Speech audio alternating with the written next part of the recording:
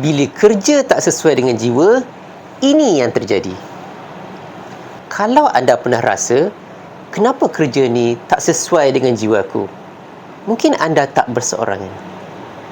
Hari ini kita nak bincangkan sesuatu yang penting dalam dunia pekerjaan, tetapi ramai yang pandang ringan. Meletakkan seseorang di tempat yang sesuai. Jom kita bincangkan kenapa fit kerja itu penting. Dan apa yang jadi apabila seseorang buat kerja yang tak sesuai dengan jiwanya. Dalam HR, kita ada satu konsep yang dipanggil Person Organisation Fit. Maksudnya, sejauh mana nilai, gaya kerja dan personaliti seseorang itu sesuai dengan organisasi seseorang. Bila pekerja rasa, aku sesuai bekerja di organisasi ini, tahap komitmen dan produktivitinya juga akan jadi power. Tapi bila rasa tak fit, nak datang kerja pun rasa seperti satu keterpaksaan. Fit atau keserasian bukan setakat organisasi sahaja, tetapi juga melibatkan minat dan keupayaan individu. Ada orang minat dengan kerja kreatif tapi tak cukup skill. Dia boleh belajar. Tapi kalau tak minat langsung, walaupun ada skill, lama-lama dia akan burn out.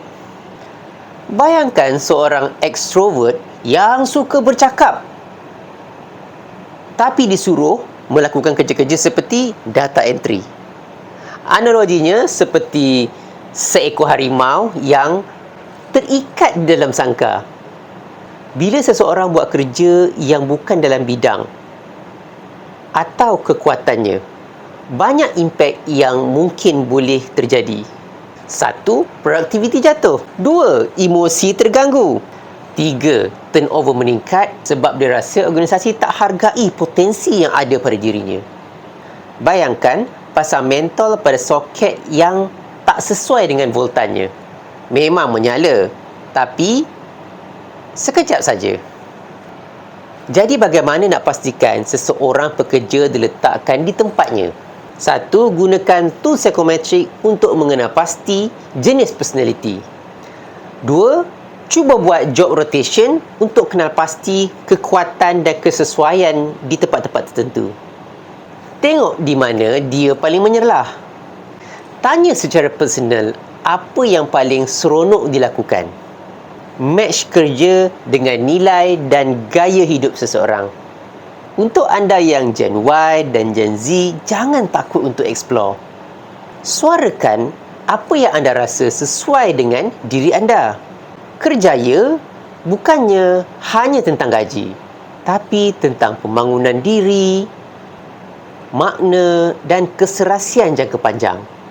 Dan kalau anda seorang majikan, ingat, orang yang tepat di tempat yang tepat akan menghasilkan impak yang terbaik.